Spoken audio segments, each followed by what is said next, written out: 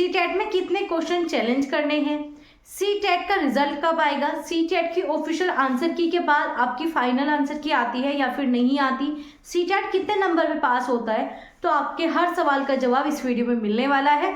Hello guys, welcome back to my YouTube channel EN learner. सब आप सब अच्छे होंगे। तो चलिए गाइस, आज की मोस्ट इंपोर्टेंट वीडियो को स्टार्ट करेंगे, क्योंकि आपको इसमें सीटेट दिसंबर 2024 की और आने वाली सीटेट की कहानी सुनने को मिलेगी। तो चलिए स्टार्ट करते हैं। आप में से कोई नया हो चैनल पर तो सभी सब्सक्राइब कर लेना, बेल आइकन ऑन रखना, ताकि आपको ऐसी इंफॉर्मेटिव वीडियोस मिल सके, क्योंकि यहाँ पर टीचर बनाने की बात होती है। तो चलिए स्टार्ट करते हैं। अगर हम बात करें आपका यहाँ पर, तो सीटेट का रिजल्ट, ऑफिशियल आंसर की, नॉर्मलाइजेशन, पासिंग मार्क्स कितने होते हैं, अगला सीटेट कब मिलेगा, क्वेश्चन चैलेंज करने का तरीका क्या होता है, तो इन सभी टॉपिक के ऊपर आज की वीडियो रहने वाली है। तो चलिए बात करते हैं। सबसे पहले हम आपकी बात करेंगे रिजल्ट कब मिलेगा। तो ये बहुत ही छोटी सी वीडियो रहेगी और सारे डाउट आपके क्लियर हो जाएंगे। तो जनवरी में आपको अपना रिजल्ट देखने को मिल जाएगा। तो जनवरी के फर्स्ट वीक या फिर सेकेंड वीक तक आपके पास आपका रिजल्ट होगा। रिजल्ट जो है आपको कह सकते हो ऑनलाइन मोड में मिलता है। आप कहोगे मैम पेपर तो ऑफलाइन हुआ था, रिजल्ट ऑनलाइन कैसे दे रहे हो। रिजल्ट ऑनलाइन का मतलब ये है कि आप इसे निकाल नहीं सकते, आपके पास ये डिजी लॉकर में होता है। लेकिन आपको चाहिए कि नहीं मेरे पास तो भाई हार्ड कॉपी में होना चाहिए, तो आप इसका प्रिंट आउट निकलवा के, लैमिनेशन करवा के अपने पास सजा के भी रख सकते हो। लेकिन आप इसे हमेशा अपने पास रख सकते हो ऑनलाइन तरीके से।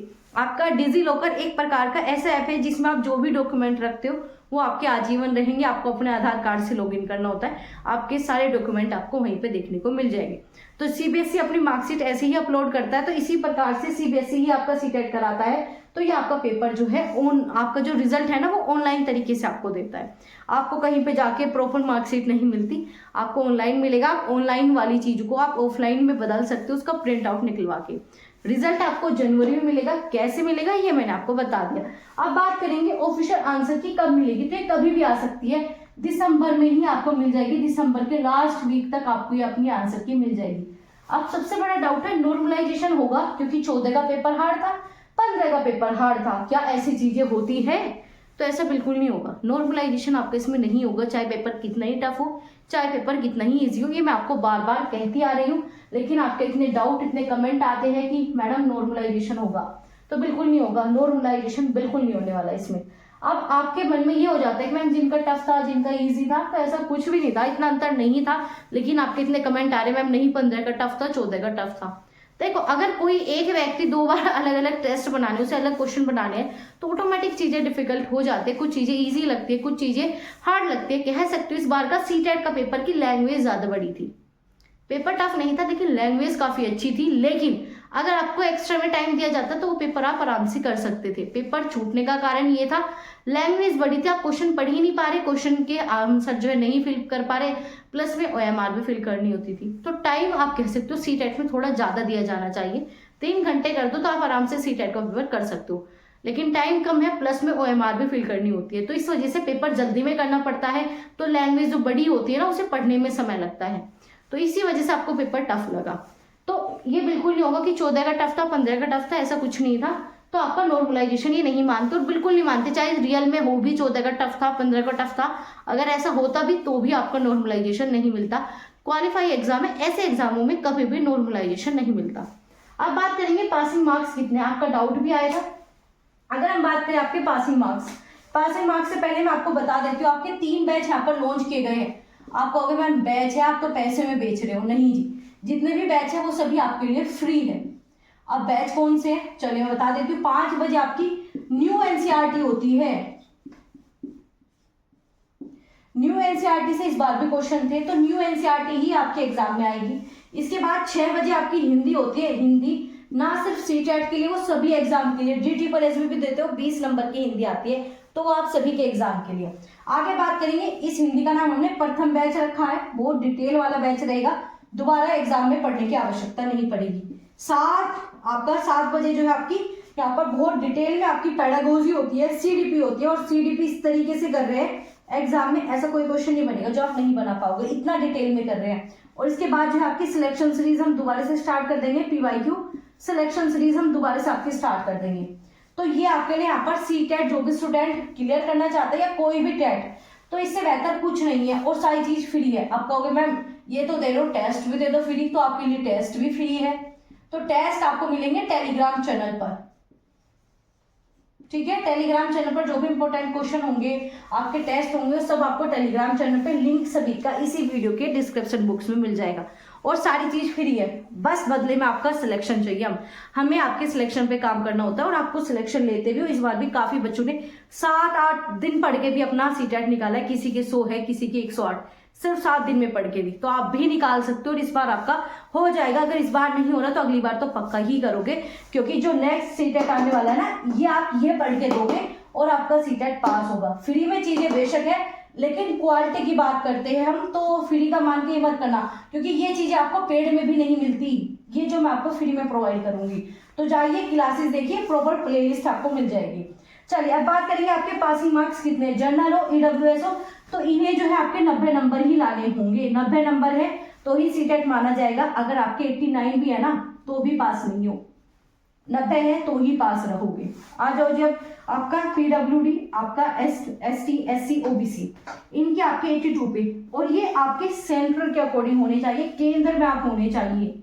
कहीं आप अपने स्टेट की बात लेके चल रहे हो, जैसे कि मेरा जो है आपका यूपी में मेरा ओबीसी है, लेकिन मैं कोई भी सेंटर के एग्जाम भरूं या मैं अपने सीटेट को ही देखूं तो 90 नंबर लाने थे तो ही मेरा पास होता। तो 90 नंबर आपको भी लाने हैं। अगर आप किसी और स्टेट के ओबीसी वाले हो या केंद्र में ओबीसी में काउंट नहीं होते, मेरा केंद्र में जनरल लगता है और अपने स्टेट में मेरा ओबीसी लगता है। अगर आप भी सेम इसी कंडीशन में तो आपको 90 नंबर लाने। लेकिन अगर आपका सेंट्रल में भी ओबीसी लगता है या एसटी ही लगता है, एससी ही लगता है, तो आपका 82 पे भी पास हो जाएगा, ठीक है।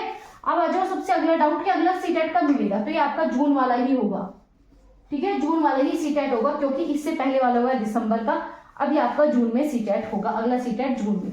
अब आ जाओ क्वेश्चन चैलेंज कैसे होते हैं। अब क्वेश्चन चैलेंज करने की प्रथा सुनो सीटेट की होती क्या है। ये आपको देंगे ऑफिशियल आंसर की, जो कि इसी महीने जो है आपको मिल जाएगी। जब आपकी ऑफिशियल आंसर की आ जाती है तो आपको कुछ टाइम देते हैं कि आपको इतना टाइम मिल रहा है, आप देखो आपको कौन सा क्वेश्चन चैलेंज करना है। और चैलेंज करने में आपकी फीस लगती है। चाहे किसी भी बच्चे ने क्वेश्चन चैलेंज किया, अगर वो गलत है ना तो फिर सभी के नंबर मिलते हैं। ऐसा नहीं कि सभी जो चैलेंज करेगा उसे नंबर मिलेगा, ऐसा कुछ भी नहीं है। अगर मैंने चैलेंज कर दिया तो आप सभी को नंबर मिलेंगे, आपने चैलेंज कर दिया तो बाकी सभी को नंबर मिलेंगे। तो चैलेंज में ऐसे होता है, किसी एक बच्चे ने भी चैलेंज किया और वो क्वेश्चन सही है, आपने जो सबूत जो एनसीईआरटी के प्रूफ भेजे हैं वो सही है, तो आपको नंबर मिलेगा, सभी को मिलेगा वो नंबर, ठीक है। ये है आपका चैलेंज करने का तरीका। पैसे लगते हैं, फीस आपकी सबमिट होती है।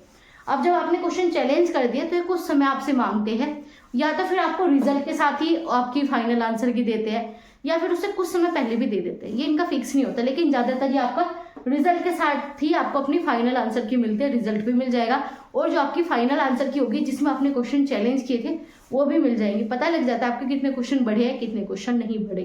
तो चैलेंज इस बार भी होंगे, हाँ बिल्कुल होंगे। कितने क्वेश्चन होंगे चलिए मैं बताती हूँ। तो आप मान के चलो 3 से 4 क्वेश्चन आपके चैलेंज होंगे, और इसमें से 2 से 3 क्वेश्चन मान भी लिए जाते हैं। ऐसा नहीं कि नहीं मानते, ये मानते हैं। क्वेश्चन इस बार ज्यादा गलत है तो इसका आंकड़ा बढ़ सकता है, प्लस में और ज्यादा जा सकते हैं, क्योंकि इस बार ऑप्शन सही नहीं थे, इस बार क्वेश्चन सही नहीं थे, तो बहुत सारी चीजें थी। इस बार तो कहीं ना कहीं कुछ नंबर ज्यादा बढ़ने की चांसेस है, लेकिन ये आपका सीटेट है, इतना भी जल्दी चीजें नहीं मानता। तो बस 2 से 3 ही क्वेश्चन लेके चलो आप, कितने नंबर आपके बढ़ते हैं, और हर बार बढ़ते हैं। और कुछ बच्चों के कम भी होते हैं। कम कैसे होते हैं, मान लीजिए आपने सी ऑप्शन दिया था और आपका सी पहले सही था, लेकिन जैसे फाइनल आंसर किया तो उसमें बी सही मान लिया, तो आपका एक क्वेश्चन 1 नंबर घट जाएगा। ऐसे काम होता है। तो कम भी होते हैं और ज्यादा भी होते हैं। लेकिन जो बच्चे बिल्कुल बॉर्डर लाइन पे है, तो अगर आपको लग रहा है कि कहीं ना कहीं मेरा हो जाएगा, तो आगे जो ये कोर्सेज है इनकी तैयारी करो। आपके एग्जाम की बात करते हैं, ठीक है। अगर आपको लग रहा है कि कम है तो भी आपको क्लासेस करो, क्योंकि फिर आपको मेहनत करनी पड़ेगी। इस बार सीटेट निकालना पड़ेगा।